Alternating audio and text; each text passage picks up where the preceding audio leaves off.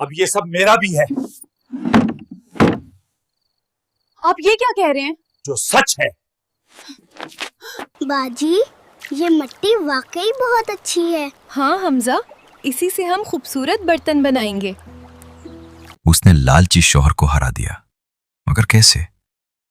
एक छोटे से गांव में, जहां मिट्टी के घर, कच्चे रास्ते और सादा लोग रहते थे, वहीं एक नेक दिल और साबिर लड़की ज़ैनब अपनी बूढ़ी माँ और छोटे भाई हमजा के साथ रहती थी।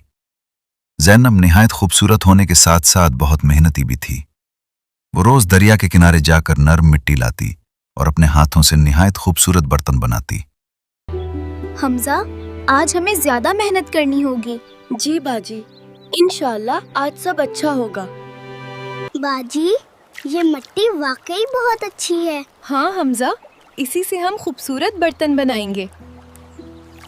इन बर्तनों पर वो नीले और सुनहरी रंगों से नक्शो निगार बनाती, जो देखने वालों को हैरान कर देते।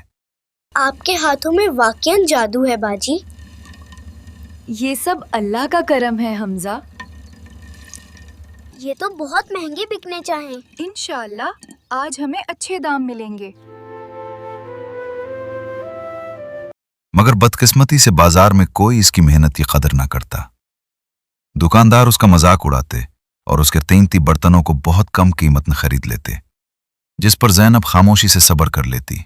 ये बर्तन देख लें। रख इधर, देखता हूं। ये सब बेकार हैं, कोई नहीं खरीदेगा। ये बहुत मेहनत से बनाए हैं।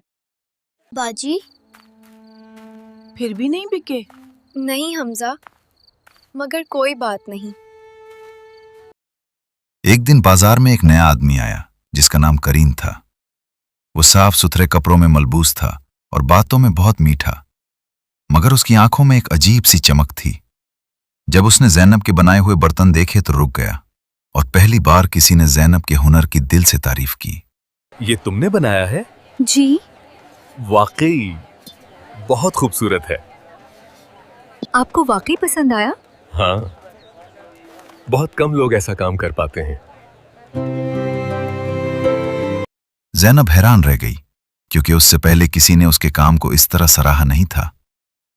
आहिस्ता आहिस्ता करीम रोज बाजार आने लगा, ज़ैनब से बातें करता, उसकी मदद करता और उसके दिल में अपनी जगह बना ली। एक दिन उसने ज़ैनब से कहा कि वो उसकी जिंदगी बदल सकता है। तुम यहाँ अपनी मेहनत जाया कर रही हो। और कहाँ जाऊं? जहाँ तुम्हें तुम्हारी मेहनत की कीमत मिले। और कुछ ही दिन बाद वो उसके घर जाकर उसकी माँ से निकाह की बात करने लगा। मैं ज़ैनब से निकाह करना चाहता हूँ। बेटा, हम बहुत सादा लोग हैं। मुझे सादगी ही पसंद है। सादगी से इन दोनों का निकाह हो गया और ज़ैनब को लगा कि उसकी जिंदगी अब बेहतर हो जाएगी।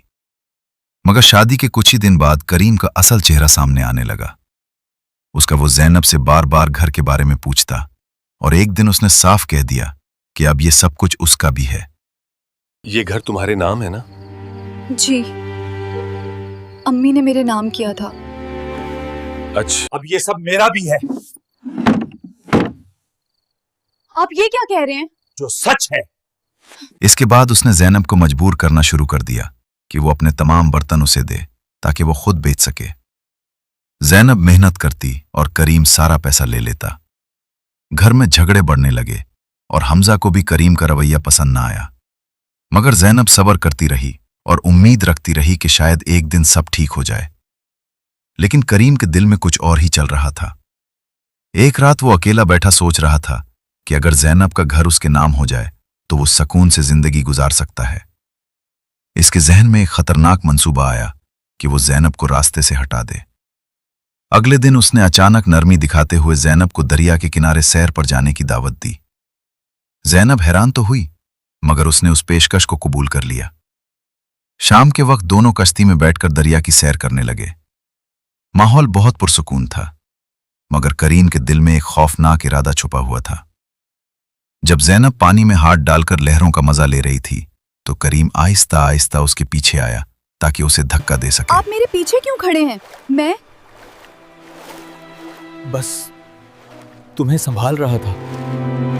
मगर ऐन वक्त पर ज़ैनब को शक हुआ और वो फौरन पलट गई, जिस पर करीम घबरा गया और बहाना बनाने लगा। इस वाकये के बाद ज़ैनब के दिल में शक पैदा हो गया। घर वापस आकर उसने गौर किया और समझ गई कि अगर उसने जल्दी कोई कदम न उठाया तो वो खतरे में पड़ सकती है।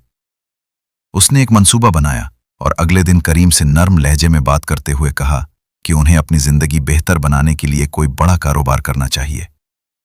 करीम फौरन लालच में आ गया और उसने पूछा कि कैसे। हमें बड़ा काम करना चाहिए, कैसा काम?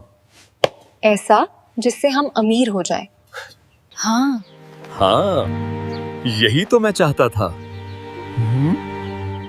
फिर क्या करना होगा? ज़ैनब ने कहा कि वो अपने बर्तन शहर में महंगे दामों बेच सकते हैं, मगर उसके लिए सरमाया चाहिए होगा, और उसने तजवीज दी कि वो अपना घर गिरवी रख देते हैं। ये सुनकर करीम बहुत खुश हुआ, क्योंकि यही वो चाहता था। मगर हकीकत में ज़ैनब ने एक चाल चली थी।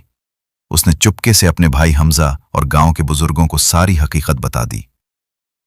अगले दिन जब करीम कागजात लेकर आया और ज़ैनब से दस्तखत करवाने लगा, तो अचानक गांव के लोग अंदर आ गए।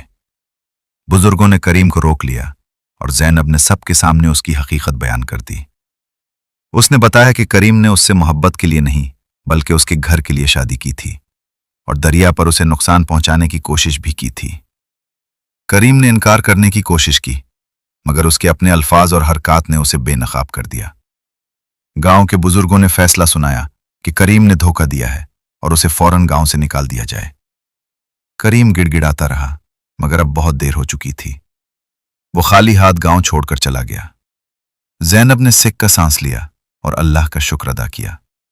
इसके बाद उसने हमजा के साथ मिलकर दोबारा काम शुरू किया। इसके बर्तन अब शहर तक पहुंचने लगे और लोगों ने उसके हुनर को पहचान लिया। आहिस्ता आहिस्ता उसकी जिंदगी खुशहाल हो गई। कुछ अरसे बाद जब एक बच्चे ने ज़ैनब से पूछा कि वो इतनी मजबूत कैसे बनी, तो ज़ैनब ने मुस्कुराकर जवाब दिया कि जब इंसान अल्लाह पर भरोसा रखता है और अक्ल से काम लेता है, तो कोई भी उसे हरा नहीं सकता।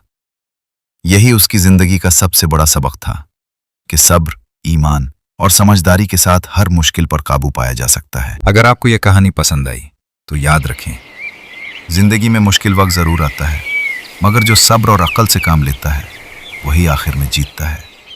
आप क्या करते अगर आप ज़ैनब की जगह होते? अपनी राय हमें कमेंट में जरूर बताएं, और ऐसी ही सबक आमोज और दिल को छू लेने वाली कहानियों के लिए हमारे चैनल को सब्सक्राइब करें, वीडियो को लाइक करें और उसे अपने दोस्तों के साथ जरूर शेयर करें। मिलते हैं अगली कहानी में। अल्लाह हाफिज।